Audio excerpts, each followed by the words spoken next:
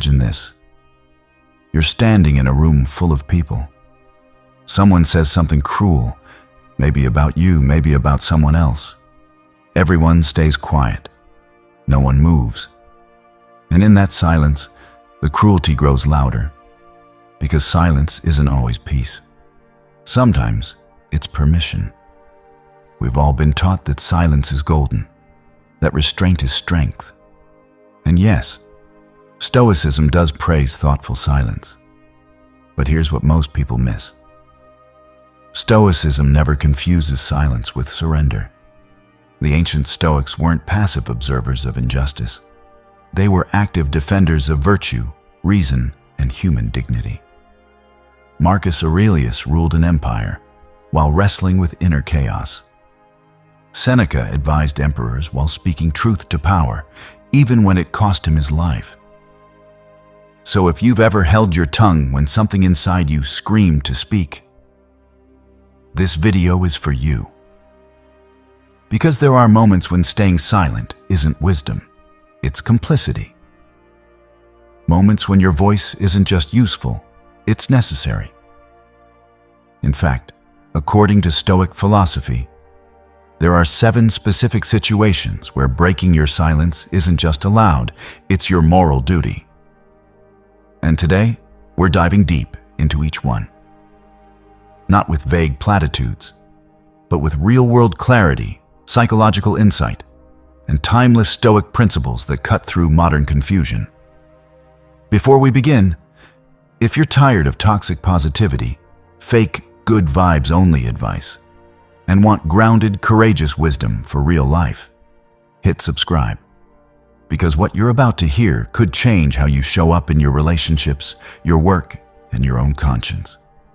And stick around until the end, because the last point might be the most powerful one of all. Now, let's talk about when silence becomes betrayal. Number 1, when facing injustice. Let's start with the most urgent reason to break your silence: injustice. Now, before you roll your eyes and think, "Oh great, another preachy video about speaking up," stop. This isn't about performative outrage or virtue signaling. This is about moral clarity. And Stoicism has been crystal clear on this for over 2,000 years. Seneca wrote, "Wherever there is a human being, there is an opportunity for kindness and for justice. But kindness without justice is just sentimentality. And justice without voice? It doesn't exist. Think about it. Injustice doesn't need loud villains to survive. It thrives in the quiet complicity of good people who tell themselves, 'It's not my problem,' or 'someone else will say something.' But here's the uncomfortable truth. If you witness harm and say nothing, you become part of the architecture that holds that harm in place. This isn't just about grand acts of oppression. It's the coworker who gets talked over in every meeting, the friend whose partner subtly belittles them at dinner, the stranger being mocked for how they look or speak. These are daily tests of your character, not your courage in battle, but your courage in the mundane. The Stoics didn't believe in reckless confrontation. Marcus Aurelius always asked, "Is this within my control?" But your voice, that is within your control. And when you use it, not with rage, but with calm conviction, you align yourself with logos, the rational order of the universe. You restore balance. And no, you don't need to give a TED talk. Sometimes justice sounds like, "That wasn't okay. I saw what happened. I'm here for you." We don't treat people that way in this space. Short, clear, unshaken. Remember, silence in the face of wrongdoing doesn't make you neutral. It makes you an accomplice by omission. And Stoicism demands more than passivity. It demands virtuous action. So ask yourself, where have I stayed silent when my conscience whispered otherwise? Maybe it's time to let that whisper become a voice. If this resonates, if you've ever regretted staying quiet when someone needed you to speak, drop a comment below. Tell us one word, justice, or share a time when speaking up changed everything. Your story might give someone else the courage to do the same. Number 2, when your boundaries are crossed. Let's talk about something deeply personal. Something that doesn't always make headlines, but quietly erodes your self-respect every single day. Boundary violations. Stoicism is often misunderstood as emotional detachment or passive endurance. But here's what the Stoics actually taught. You are responsible for protecting your inner citadel. That includes your time, your energy, your values, and yes, your boundaries. When someone crosses a line, whether it's a friend who constantly cancels plans last minute, a family member who guilt trips you into compliance, or a partner who ignores your no, and you say nothing, you're not being peaceful. You're teaching them that your limits don't matter. Epictetus put it bluntly. If you want to improve, be content to seem foolish or unlearned in external things. Don't wish to seem knowledgeable. And if some regard you as important, distrust yourself. In other words, don't confuse people-pleasing with virtue. Real strength lies in honoring your own truth, even when it disappoints others. Now, setting boundaries isn't about control. It's about clarity. It's not aggression. It's self-preservation wrapped in dignity. And silence. Silence in this context is self-abandonment. Every time you swallow your discomfort to keep the peace, you fracture your relationship with yourself. Think of it like this. Boundaries aren't walls. They're gates. And only you hold the key. If you never speak up when someone walks through without permission, eventually they'll assume the gate doesn't exist. Worse, they'll start inviting others in. So how do you speak up without turning into someone you don't recognize? Start simple. Calm, direct. I'm not available for that. I need you to stop speaking to me that way. This doesn't work for me, and I won't pretend it does. No justification, no apology for having needs, just clean, clear truth.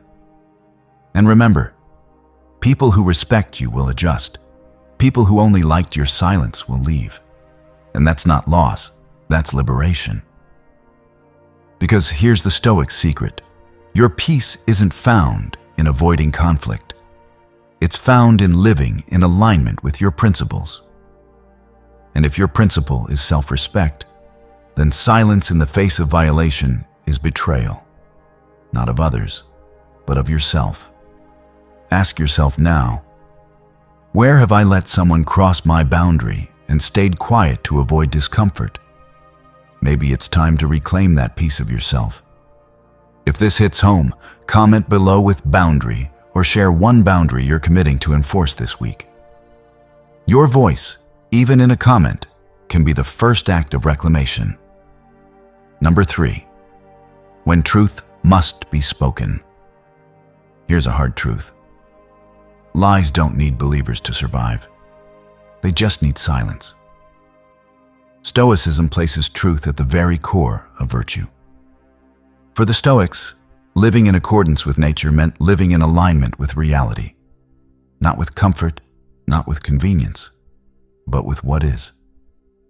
And when falsehood spreads unchallenged, reality itself gets distorted. That's why the third moment you must break your silence is simple but profound. When truth must be spoken.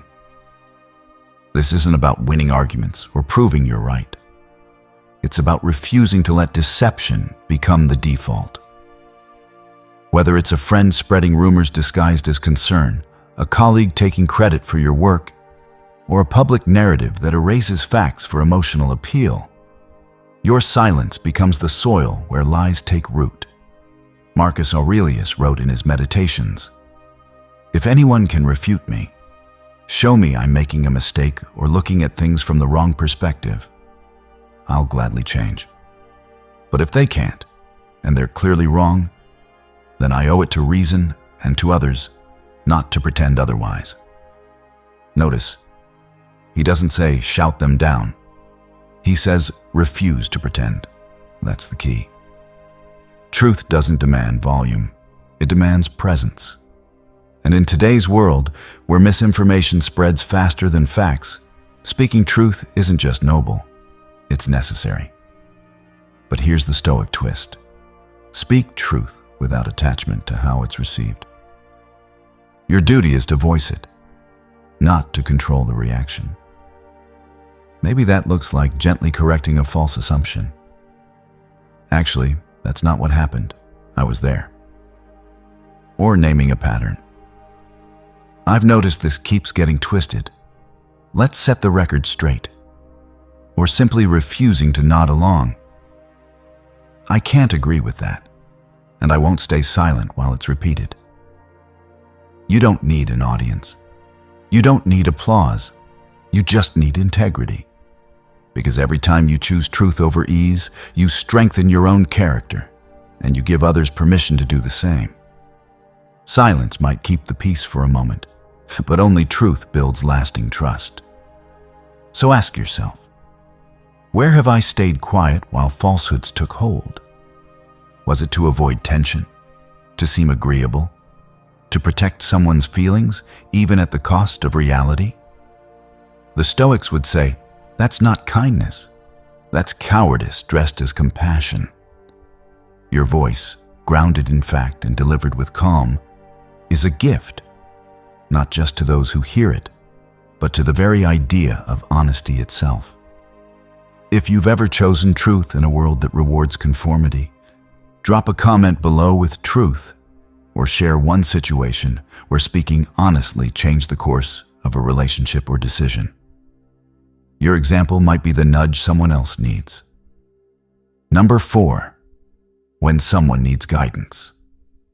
Now, let's shift from defense to generosity. Because the fourth moment you must break your silence isn't about protecting yourself. It's about lifting someone else up. Stoicism is often seen as a philosophy of personal resilience. But the ancient Stoics were deeply committed to oikiosis, the idea that we are naturally connected to others, and that our well-being is tied to the well-being of the whole. Marcus Aurelius didn't rule Rome for himself. He saw leadership as service. Seneca wrote letters not to show off his wisdom, but to guide a friend through despair. So when someone is lost, confused, or heading down a path that harms them, and you have insight that could help. Withholding your wisdom isn't humility, it's neglect. Of course, this doesn't mean unsolicited lectures or playing savior. The Stoics warned against arrogance. But if someone asks for your perspective, or if you see genuine suffering, you can ease with a few honest words. Then silence becomes a form of selfishness. Think of it like this. Wisdom unused is like medicine unshared. You might have survived a storm they're just entering. You might recognize a pattern they can't yet see. Your experience, forged through pain, reflection, and growth, isn't just yours. It's a resource for the human community. And yes, they might not listen. They might even resent you. But as Epictetus taught, it's not what happens to you, but how you respond that matters. Your duty is to offer guidance with kindness and clarity, not to control the outcome. So how do you speak without overstepping? Start with permission. Would you be open to a different way of looking at this? Or share vulnerably, I went through something similar, here's what I learned. Or simply name what you see. It seems like you're carrying a lot alone. You don't have to. No judgment, no agenda, just presence. Because sometimes, one sentence, spoken at the right time, can reroute an entire life. And if you stay silent out of fear, modesty, or indifference, you rob someone of a chance to heal, grow, or awaken. Ask yourself, who in my life is struggling in silence and might benefit from my honest, compassionate voice? Not to fix them, but to walk beside them with clearer eyes. The Stoics believed we're all students and teachers at once. So don't hoard your hard-won wisdom. Offer it like a lantern in the dark, not to blind, but to illuminate. If you've ever been guided by someone's timely words, or if you've spoken up and changed someone's path, comment below with guidance or share a brief note about that moment. Your story could spark a chain reaction of courage. Number 5. When silence is used as manipulation. Let's talk about one of the most insidious forms of control. One that doesn't shout, but withholds. Emotional silence used as manipulation. You know the pattern. Someone gives you the cold shoulder after a disagreement. They stop responding to your messages, not because they're busy, but to punish you. They withdraw affection, communication, or presence until you behave the way they want. And in that vacuum, you start questioning yourself. Did I do something wrong? Am I too much? Should I just apologize to fix it? This isn't peace. This is covert coercion, and Stoicism sees right through it. The Stoics valued inner freedom above all. Epictetus, born a slave, famously said, "No man is free who is not master of himself."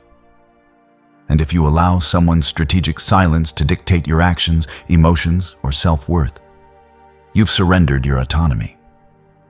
Silence becomes manipulation when it's weaponized, not as reflection, but as pressure, not as space, but as leverage.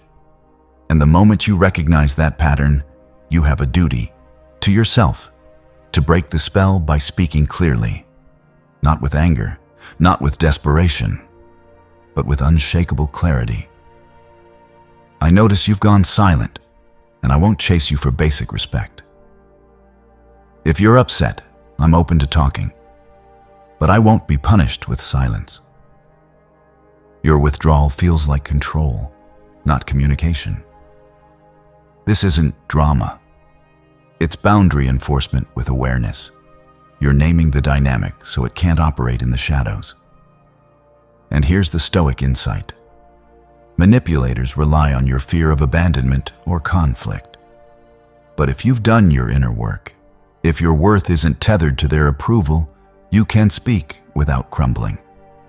You can say what needs saying, then let the outcome rest in the hands of fate. Amor fati. Remember, healthy silence is chosen. Toxic silence is imposed. One creates space, the other creates power imbalances. So ask yourself, have I ever been held hostage by someone's silence and stayed quiet to avoid rocking the boat? Or worse, have I used silence to control someone else? The Stoics would urge you to examine both, because true virtue requires honesty, not just with others, but with your own patterns. Breaking manipulative silence isn't about winning. It's about refusing to play a game that degrades human dignity. It's choosing dialogue over domination, even if the other person walks away. If you've experienced this kind of silent treatment, or if you've caught yourself using it, comment below with clarity or share how you reclaimed your voice. Your honesty could help someone realize they're not crazy. They're being controlled. Number 6. When your reputation is at stake. Let's be clear. Stoicism doesn't care about fame, likes, or public approval. But it does care deeply about integrity. And your reputation, when grounded in truth and virtue, is the outward reflection of that integrity. So here's the 6th moment you must break your silence. When false narratives threaten to define you and distort who you truly are. Now, this isn't about defending your ego. It's not about lashing out at every rumor or online jab. The Stoics warned against being ruled by others' opinions. But they also understood that character is your most valuable possession. And if a lie spreads unchecked, it can damage your ability to act with honor in your relationships, your work, and your community. Marcus Aurelius wrote, "The best revenge is not to be like your enemy." But he never said, "Let lies stand unchallenged." In fact, he spent much of his reign correcting misinformation, clarifying his intentions, and leading with transparent action, even when misunderstood. So when someone falsely accuses you of dishonesty, betrayal, or malice, and that falsehood begins to shape how others treat you, you're not being vain by speaking up. You're protecting your capacity to live virtuously in the world. Think of it like this. If your name becomes synonymous with something untrue, doors close, trust erodes, opportunities vanish, not because you've done wrong, but because silence allowed fiction to become fact. And no, you don't need a press conference. A calm, direct response is often enough. That's not accurate, and I want to set the record straight. I value honesty, so I need to clarify what actually happened. I won't let a false story define me, but I also won't attack. Here's the truth. Notice the tone, firm, not furious, grounded, not defensive. That's the Stoic way. Because defending your integrity isn't pride, it's responsibility. You owe it to yourself, yes, but also to those who rely on your consistency, your ethics, your word. Ask yourself, have I ever let a false impression linger because I feared seeming too sensitive or needy? Maybe it's time to realize that clarity isn't weakness. It's respect for truth and for those who deserve to know it. And remember, you're not controlling what people think. You're simply refusing to let deception go unchallenged. The rest, that's up to them and to fate.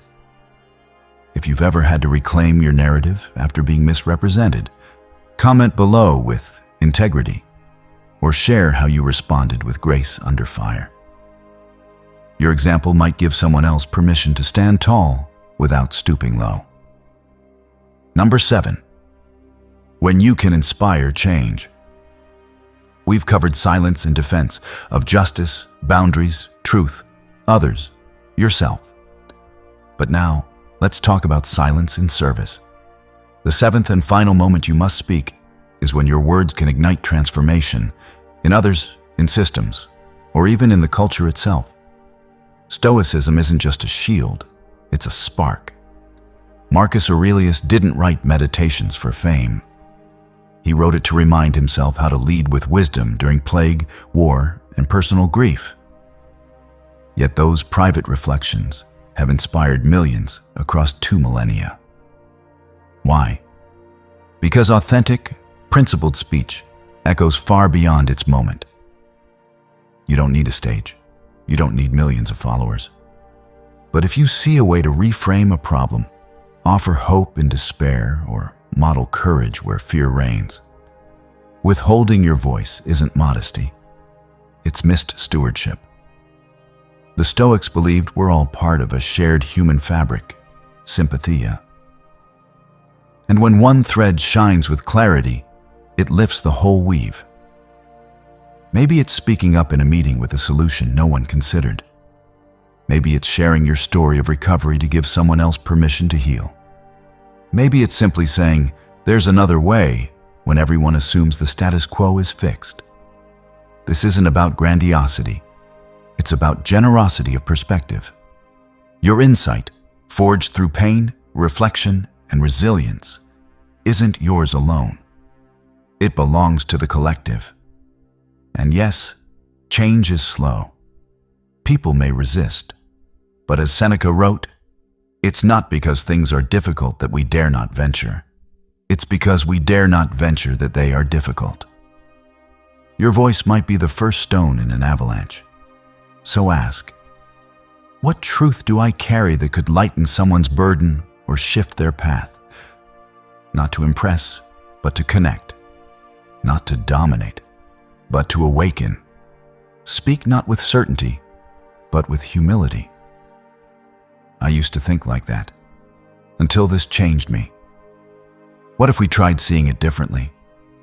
I don't have all the answers, but here's what helped me. That's how movements begin. Not with shouts, but with seeds. Because silence may keep you safe, but speech aligned with virtue builds a better world. And that's the highest Stoic calling. If you've ever spoken up and seen someone's eyes light up with realization, or if you've been inspired by someone's unexpected words, comment below with "change," or share how one sentence altered your course. Let's remind each other. Your voice matters more than you think. So let's bring this home. Stoicism doesn't ask you to be loud for the sake of noise. It asks you to be wise enough to know when silence serves virtue and when it betrays it. Injustice, broken boundaries, lies, someone lost in confusion, manipulative silence, threats to your integrity, and moments ripe for transformation. These aren't just reasons to speak. They're calls to live your philosophy out loud. You don't need permission. You don't need perfection. You just need the courage to say what's true, kind, and necessary, exactly when it matters most. If this resonated, smash that subscribe button, because wisdom like this shouldn't stay silent. And if you made it this far, drop a final comment. Which of these 7 moments hit you hardest? Justice, boundary, truth. Let's keep the conversation alive.